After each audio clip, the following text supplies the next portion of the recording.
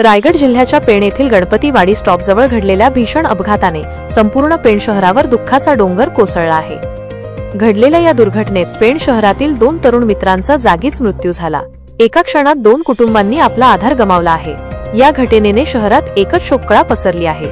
पेण शहरातील निलेश किरण पाटील वय 22 वर्ष राहणार नदीमाळ नाका आणि वरद अमित सुतार वय 19 वर्ष राहणार परिटाळी हे दोन्ही मित्र BMW स्पोर्ट्स बाईकवरून खोपोलीकडे जात होते। गणपतीवाडी स्टॉपजवळील हॉटेल सौभाग्य इनच्या समोर त्यांच्या बाईकचा भीषण अपघात झाला होता। हा अपघात एवढा गंभीर होता की तिथे उपस्थित लोकांनी तात्काळ त्यांना पेण उपजिल्हा रुग्णालयात हलवले, मात्र डॉक्टरांनी दोघांनाही मृत घोषित केले। या दुर्दैवी अपघाताची माहिती मिळताच पेण पोलिसांनी घटनास्थळी तात्काळ धाव घेतली। पोलिसांनी परिसराची पाहणी करून आवश्यक पंचनामा केला, मात्र अपघाताचं नेमकं कारण अद्याप स्पष्ट झालेलं नाही।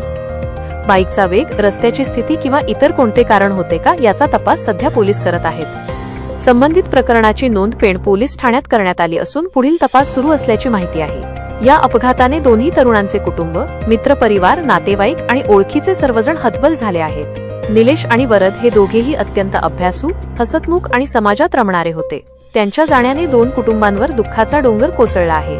तर पेण शहरात या घटनेने एकच हळहळ व्यक्त केली जात आहे। पेणमध्ये अनेक वर्षांनंतर इतका मोठा आणि वेदनादायक अपघात झाल्याने नागरिकांनीही रस्ते सुरक्षिततेबाबत प्रशासनाने पावले उचलावीत अशी मागणी केली आहे।